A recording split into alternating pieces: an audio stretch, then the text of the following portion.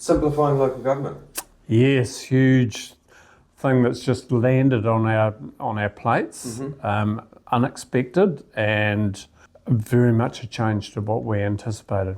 Yeah, so what is the changes that you have noticed from when reforms was first started talking about to where we are now? Some councils have been talking about reforms for quite some time, and they've just sort of circulated under our horizon, to be honest. However, the government then, only a few weeks ago, said that regional councils will go, and the message was that the mayors will be sent in to govern them, without a discussion with mayors, by the way, which is concerning in itself. And then virtually a week later, the ministers, both Minister Bishop and Minister Watts, said, essentially, we want amalgamation of councils. So we have until the 9th of August to put some plans together. It's horrible and saddens me, to be honest. Not because the conversation shouldn't happen, but the way it is being done. To do this in a meaningful way takes a long time and often done by commissions and so on. But to dump it onto us in terms of the political agenda for government to be re-elected is essentially what we're facing. It does feel quite eerily similar to what was happening with Three Waters. Yeah, very, very similar. The difference is that I think government realised that they didn't get what they wanted out of Three Waters. I think if you look at the progression within Three Waters under Labour, it was we'll have 4 entities in New Zealand. And then they reformed that to maybe 10 entities. Then National came into power and said, essentially, the direction was that they were looking for about 23 entities in alignment to regional councils, New Zealand areas. What they ended up with was 40. And there was a very clear message at rural and provincial lately to say, we've learnt our lesson. In other words, the lesson I think they've learned is let's just say this is what's going to happen and get what we want. Let's make some assumptions and say that this goes ahead. Do you see any net positives to amalgamation for Rangitīkei residents? Yes, there are some positives that could be looked at. For instance, over time, and if I think back to 1989 when amalgamation happened, were there savings? Yes. The huge downside against it is loss of public voice, and that's a real concern. We have a vast land area, and if we amalgamated with other councils, especially rural councils, we occupy a huge proportion of the central North Island, and we're very different within even our own district. How do you represent those voices? So you met at Rural Provincial, and obviously you've had the mayorals forum with Horizons Mayor, so are you getting a gauge from them, like what, how they're feeling about it all as well? Yeah, first of all, we recognise that this has been driven by the Metro Mayors, and not only the Metro Mayors, but other councils included, for the need for amalgamations and reorganisations of local government. So the majority of Metro Mayors and districts are in favour of it. And there are a number of rural councils that have also been working on amalgamation plans, or at least having the conversation for some time. The majority of councils at that rural and provincial meeting said, this is way too fast, and it is simply not fair, and it's just, you're not going to get a meaningful result. So if you're going to have an amalgamation, is it done the right way? Absolutely not at the moment. Should it be talked about? Yes, and a number of councils recognise that. What are some of the questions that you're receiving already from people? Like, have you had a chance to chat to many people in the community and get? Yeah, so some of the councils around us are saying, first of all, we're going to fight this, or we're going to look for an alternate system. And I put forward a possibility of, in terms of the unitary authority function or horizons and what they do, those functions have to continue. And I had wondered and questioned whether a regional CCO could be set up to perform those functions with councils continuing to exist and having that local public voice, if you like. There are a couple of other councils that are looking at that as an option within our greater region, they're referring to a confederation of councils, what's deemed to be a Manchester type scenario. Oh, yeah. So that is one possibility that could be put to government. However, government have been told about that possibility and they've said, great, yeah, could be worth looking at. However, we want amalgamation. So there's been a very clear message sent that it's probably not going to satisfy government, but it is worth looking at. It's like, picking who you're going to play with, who you're going to have as a partner. And I guess that, our provincial centres, such as Palms North and Wanganui, will probably continue to exist in some shape or form.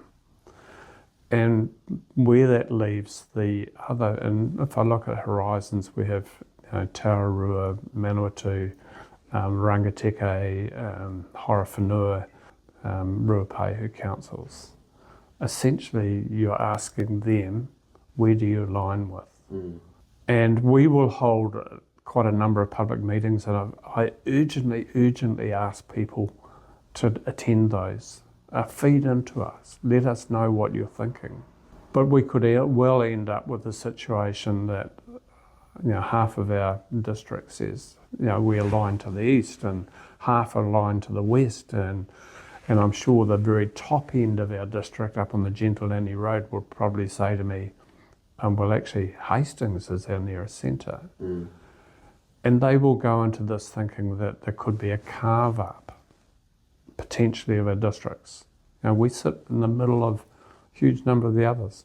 However, government has also signalled that this is a full council amalgamating with a full council. The things that we have to consider if we have to make those choices are, where are our communities of interest? Where are our water catchments that drive civil defence functions? Where are our iwi relationships? Where do people go to for health services? Where do they shop? All of those sorts of connections. And ultimately, council will need to decide whether we put a head start process forward. In other words, a plan as to who we could align ourselves with before the 9th of August. The kicker is, you don't do that. Government has said quite plainly and brutally that they will come in and make the decision with, quote, very little community consultation. That's horrific. It goes against all of the principles that we've been governed under local government acts. So, I find that tough. Has there been any indication out of the opposition, being an election year, what they might do, or good question, because even legal advisors, and we had some of those at rural and provincial, questioned whether this could be fought on a legal position. What I'm hearing really is silence, and the response from the leading opposition party, Labour, is we'll wait till after the 9th of August to see how it fits. So they're not looking immediately to challenge a process. Mm. They're looking at, say, where's the result, and does it something that we agree with, or could we, if we get into power, accept it or moderate it in some shape or form. But I'd have to say that this was originally also driven by Labour. It's not only amalgamation of councils, we've been down this path for a while, haven't we? Mm. We've got RMA to a regional perspective. We've got certainly the delivery of Three Waters in that space. Mm. And the next ones will be probably roading and those sorts of things. So speaking of waters, yep. What does this reform potentially do to Central District's water? I asked for a legal opinion whether, in effect, if a council joins with another council, does that create a different entity, and would you have to start again? And the legal opinion is no, that it will operate independently to that. So there'll be some technical requirements, I'm sure, in terms of shareholding agreements and transition, those sorts of things. So between now and 9th of August, like, what is your hope for council and for residents to be able to get out of this process? Yeah, the first requirement is literally for council, myself, the community, to talk to other parties. It's understanding the positions of our neighbouring councils, having those conversations, looking at what the advantages could be, how the different matrix of could play out, because it's not a, do you want to amalgamate with Councillor B, Council B? And Council B says, well, yeah, we'd consider that, but we also want to consider Council D and E and F. You know, could this be all of the Horizons region joining together, including Palmerston and Wanganui, with all the rural councils? Could it be that big? You know, that's possibly a starting point. Fed farmers certainly have the view that probably there should be rural councils aligning and joining together and leaving the metros out. But one of the things about having a unitary power is that it means, do we have the capacity to do it? Certainly staffing would be an issue if every council decided to have their own unitary function. The staff wouldn't be there to go around, and certainly that wouldn't be efficient. But also, how do you fund it without a metro's ratepayer base? Trying to understand some of those dynamics are conversations with chief executives and staff. But the community should be asking these questions of us.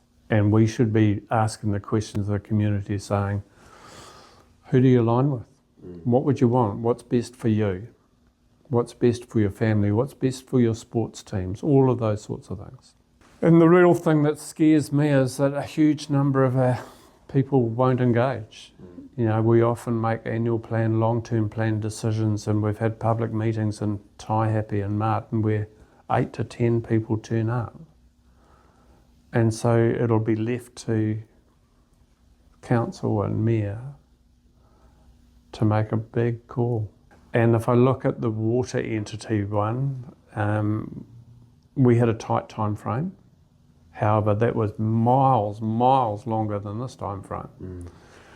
And we can do all the analysis and we can say, well, we'd quite like to go with Manawatu or Wanganui or whoever, and try and understand the mechanics of that. But the reality is that it will play out in many different versions, as what happened in water. And it affects staff.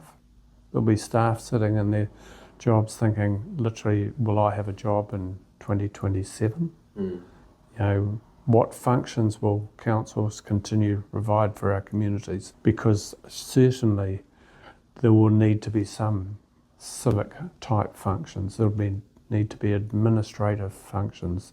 There'll need to be, you know, town halls where people can meet and play sport and do all the things that community do and do really well. The governance and the big ticket items will be made potentially external to us. Interesting times. Yeah. And we can fight it, we can express opinions, but we also have to have some reality around what we're facing. They have the legislation to be able to do this in the time frame that they've indicated. So it's important that we're at the table having those discussions. Yeah, absolutely. And what I've said to the community is, if anybody or any group, if any iwi, if any person wants to try and engage with me directly and ask these questions, please feel free to reach out. I will try as my damnedest to meet with them. You know, I'm already arranging a number of community meetings, and there'll be data on our websites to do that. I've already got some of the rural meetings and some of the remote areas teed up, but please reach out to us.